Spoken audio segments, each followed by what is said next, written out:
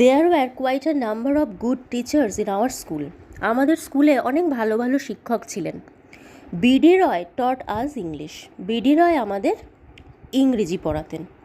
He was a small man who took great care to ensure that we pronounced English correctly.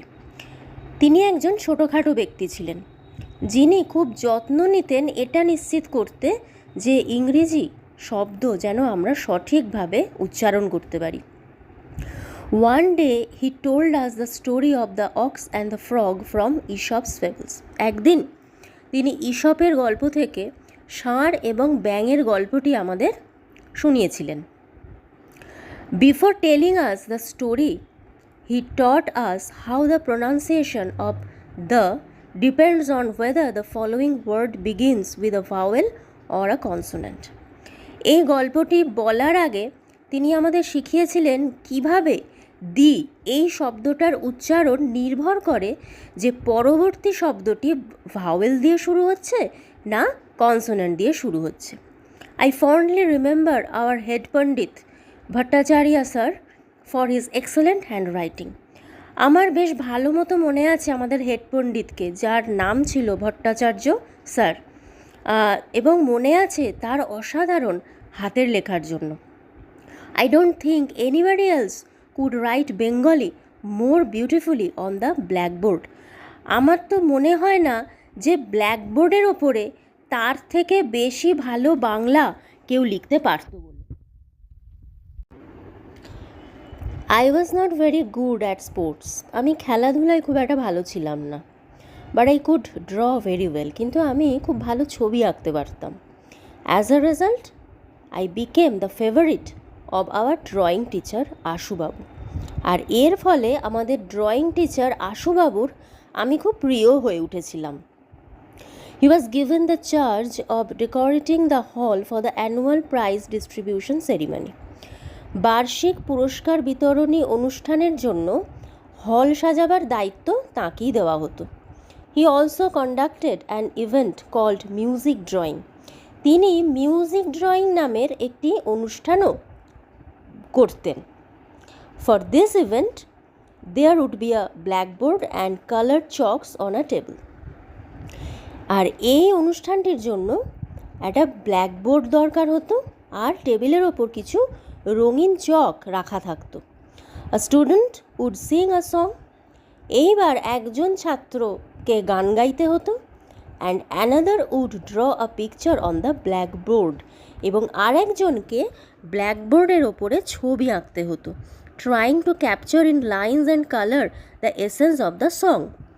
আর ছবিতে আঁকতে হতো কি না, যে গানটা গাওয়া হচ্ছে তার মূল যে ভাব, সেই ভাব বা বিষয়বস্তুকে রেখায় এবং রঙে ফুটিয়ে তুলতে হতো। In this way, through many such happy and memorable episodes, I spent 6 years of my school life. এইভাবেই অনেক আনন্দের এবং স্মরণীয় ঘটনার মধ্যে দিয়ে আমি আমার স্কুল জীবনের 6টা বছর কাটিয়ে দিয়েছিলাম। 10 years after leaving school, I went back there just once, probably to attend a reunion of ex-students.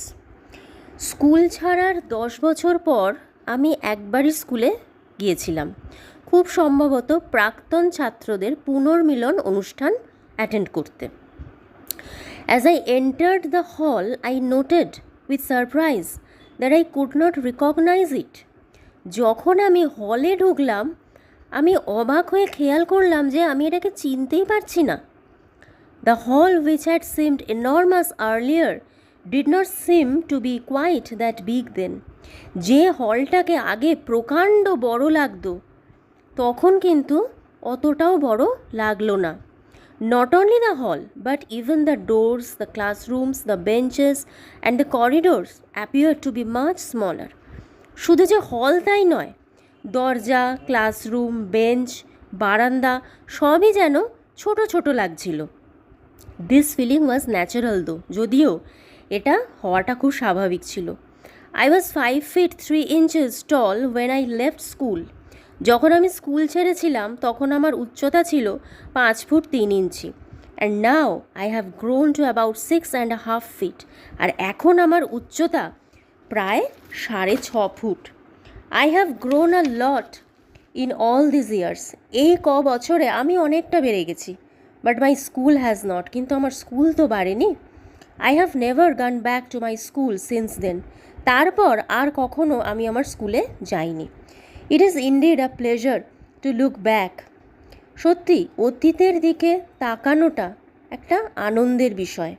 And relive the past moments of joy. আর অতীতের যে আনন্দের মুহূর্তগুলো সেইগুলোকে জাগিয়ে তোলাটাও কিন্তু সত্যি এটা একটা আনন্দের বিষয়।